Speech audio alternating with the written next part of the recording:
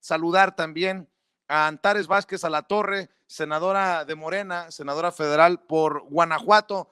Senadora, muchas gracias por acompañarnos. ¿Cómo le va? Buenas noches, Vicente, muy bien. Afortunadamente aquí muy contenta de acompañarte nuevamente. Muchas gracias. ¿Cómo ve? ¿Cuál es su balance? ¿Cuál es su reflexión sobre la jornada de ayer? Pues mira, es nuestra primera incursión en un ejercicio de democracia participativa. Es así a nivel nacional. Es la primera vez que el pueblo es consultado y no existe realmente una cultura a nivel nacional para hacerlo. Y además sonaron ahí mucho estos, limitadísimos a decir que la ley no se consulta. No estábamos consultando una ley. Y es muy claro que vivimos en el país de la impunidad.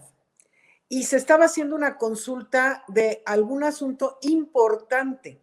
Un asunto importante que tiene que ver con evitar que aquellos que son culpables de los crímenes del pasado, exfuncionarios corruptos, se digan que son chivos expiatorios y que son perseguidos políticos, como ya lo han intentado algunos, ¿no? Como el gobernador de Tamaulipas.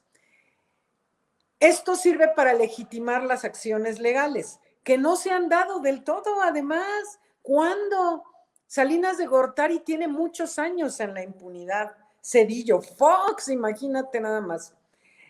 Han dicho muchas falacias, muchas tonterías, como que esos 500 millones debieron emplearse en la compra de medicinas. A ver, son bolsas diferentes. La compra de las medicinas está garantizada. Hay una partida específica para eso y ya.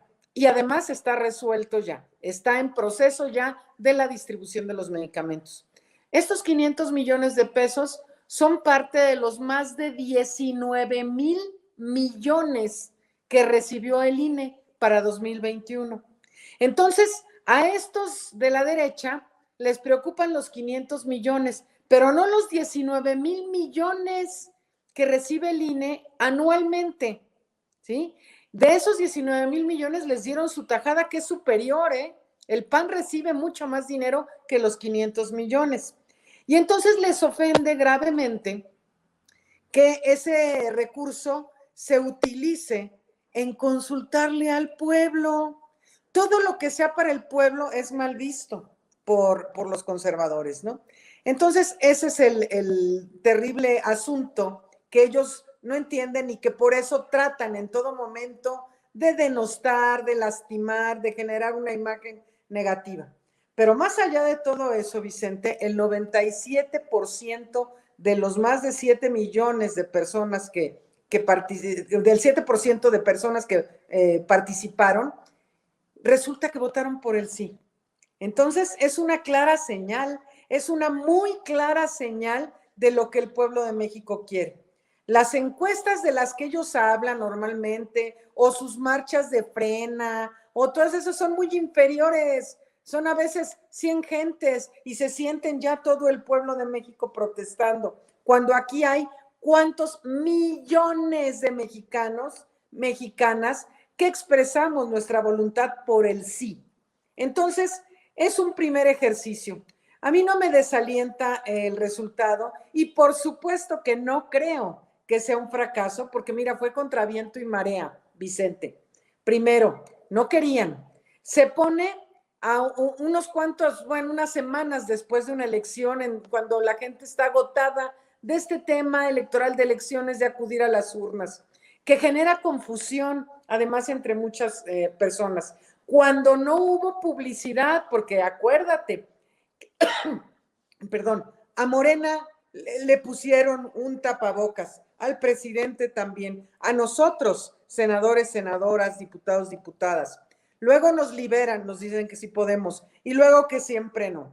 Es esto, pero ellos tampoco difundieron la consulta popular, tampoco le explicaron a la gente. Se supone que el INE, su tarea es la promoción de la democracia, y no lo hizo.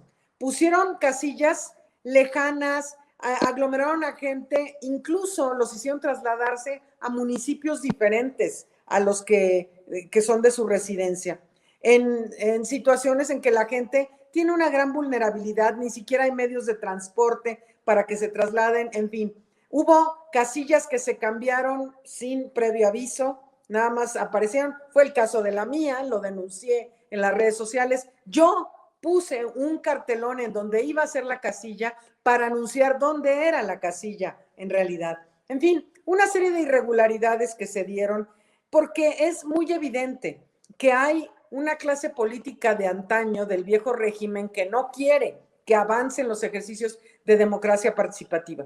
Pero más allá de todo esto, yo pregunto, ¿cuándo antes cualquier persona había estado en la posibilidad de emitir una opinión respecto a un asunto relevante del país?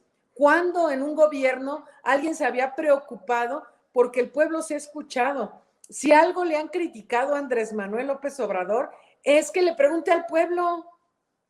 Ay, que porque hace consultas a mano alzada. Ahora fue una consulta constitucional y tampoco les parece. Pero lo que a mí me llena de esperanza es esos 7 millones de mexicanos y mexicanas que fuimos a votar, a expresar nuestra opinión. No es una cantidad nada despreciable. Es mucho mayor la cantidad de votantes en esta consulta popular que las encuestas amañadas que manejan los de la oposición para decir tonterías. Entonces, es un ejercicio muy bueno que además inicia una ruta rumbo a esta democracia participativa en México. Oiga, senadora, ahora les queda a ustedes en el poder legislativo, a los legisladores, un compromiso para los que estén y para los que vengan, ¿no? Escuchaba el análisis del doctor Isaac de Paz González diciendo que él considera que se requieren modificaciones legislativas para mejorar precisamente este proceso de las consultas populares. ¿Ustedes ya lo han platicado, ya lo han advertido también?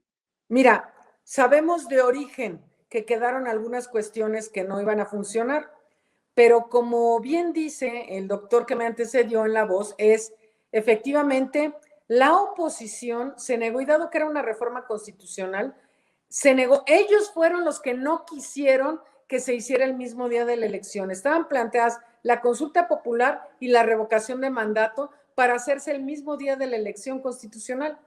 Entonces, ahora se quejan de que se gasta en una elección y luego se quejan de que se gasta después en la consulta popular y se van a quejar de la revocación de mandato después. Pero fueron ellos los culpables, los que no quisieron.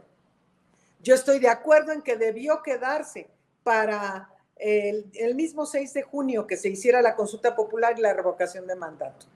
Esa es una, pero también creo que es muy importante que reduzcamos el porcentaje para hacerla vinculante.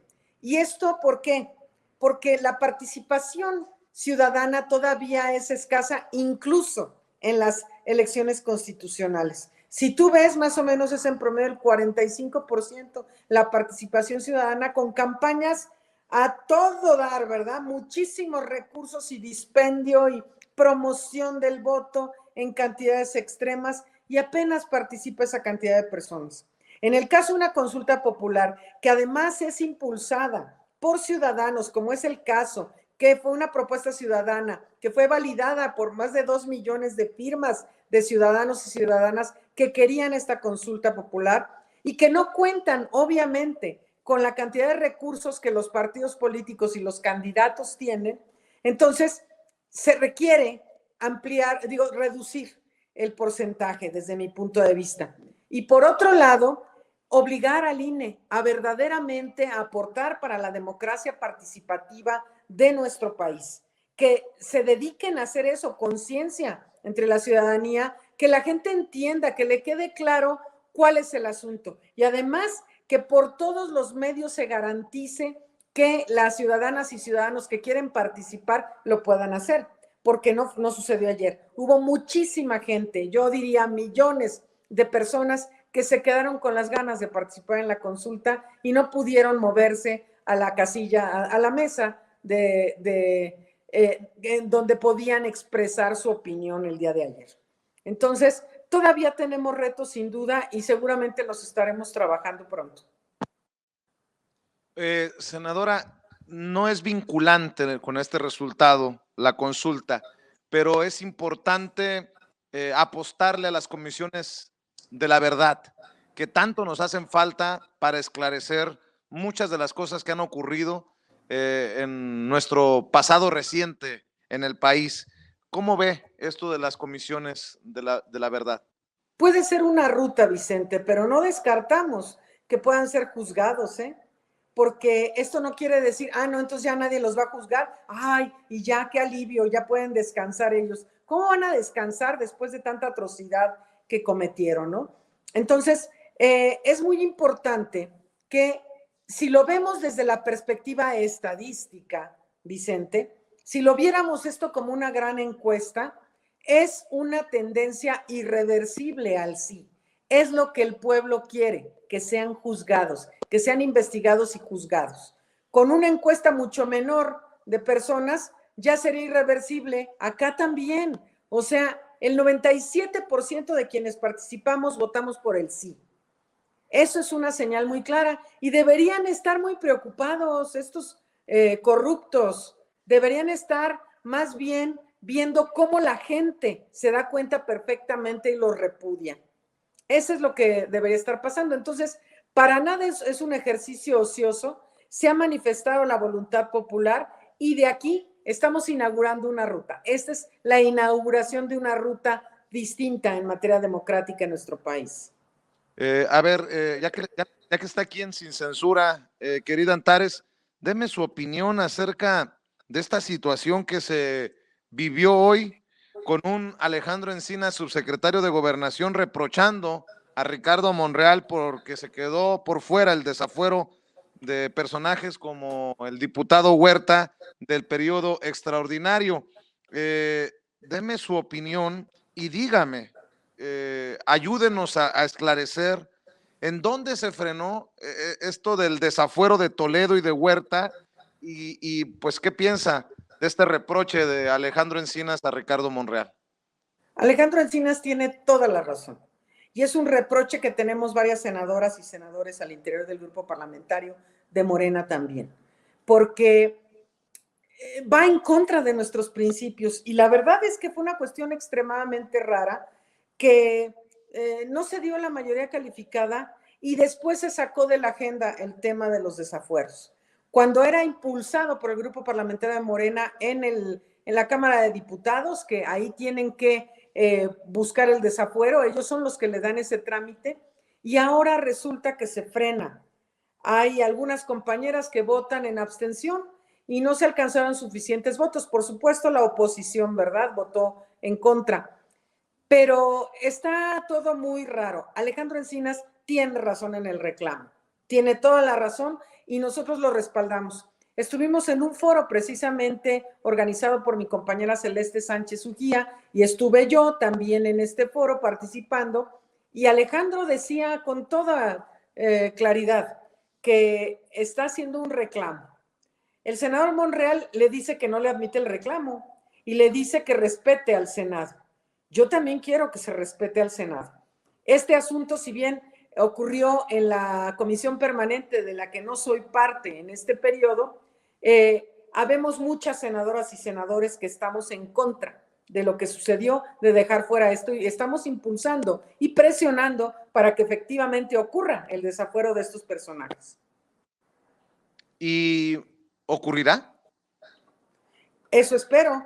Te digo, yo no estoy en la permanente en este periodo, pero hay compañeros y compañeras que están y además están perfectamente dispuestos a que esto ocurra.